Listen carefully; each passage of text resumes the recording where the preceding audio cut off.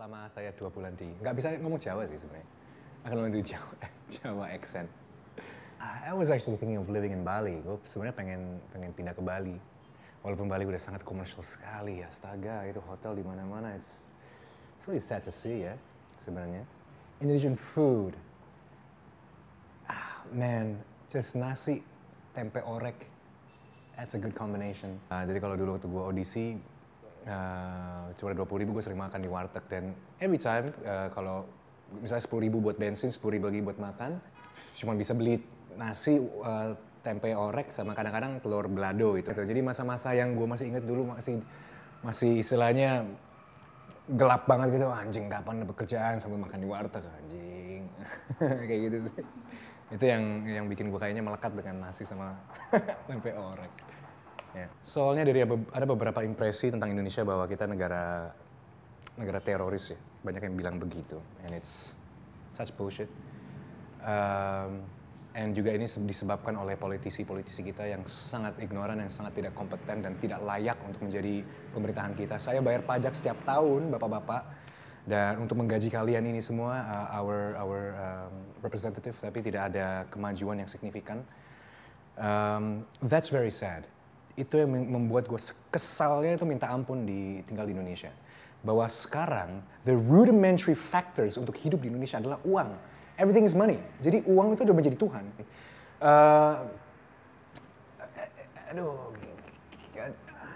Susah juga gue ngomongnya, men. Tanpa agak sedikit biased ya. Tapi that's the sad thing juga kenapa gue jarang mau jalan-jalan ke Indonesia. Karena setiap kali gue jalan-jalan dan melihat this innocent, beautiful country dengan orang-orangnya yang begitu indah, itu sering sekali diperkosa gitu. Istilahnya emotionally, psychologically, physically gitu. Banyak sekali industri-industri luar seperti Nike, seperti Toyota yang mendapat diskon dari buruh-buruh Indonesia, men. Mungkin kalau misalnya orang Jepang dulu digaji di sana buruhnya bisa 30 juta per bulan, di Indonesia 2.200.000 ya. Sedangkan produk yang dikeluarkan di factory sini sama factory sana, produknya harganya sama. They have a huge discount. Jadi kita dijadikan negara buruh. Istilahnya banyak orang bilang, oh Indonesia orang-orangnya ramah-ramah ya. Oh iya memang ramah-ramah, tapi entah kenapa uang itu bisa merubah orang ya. And it's sad, man. Gitu sih kali ya. Pramudia Anantatur.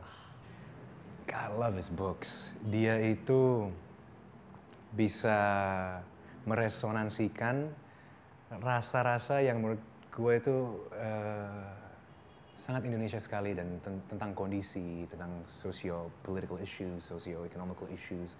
He's so poetic and he's so romantic. Yang sebenarnya dari buku yang gue suka itu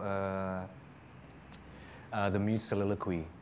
Jadi kebetulan pas gue baca buku itu juga gue merasa istilahnya metaphorically I feel the same way, di mana I have all these things that I want to say but like nothing can come out. So I think The Mute Soliloquy itu juga bisa ditranslate bahwa semua pikiran-pikiran yang ada di dalam benak gitu ya, semua keinginan yang pengen terjadi tapi tidak bisa transpire gitu, tidak bisa terjadi gitu dalam tangible form. I can relate to that book a lot. Tapi Pramudia Anantatur, he's one of my inspirations.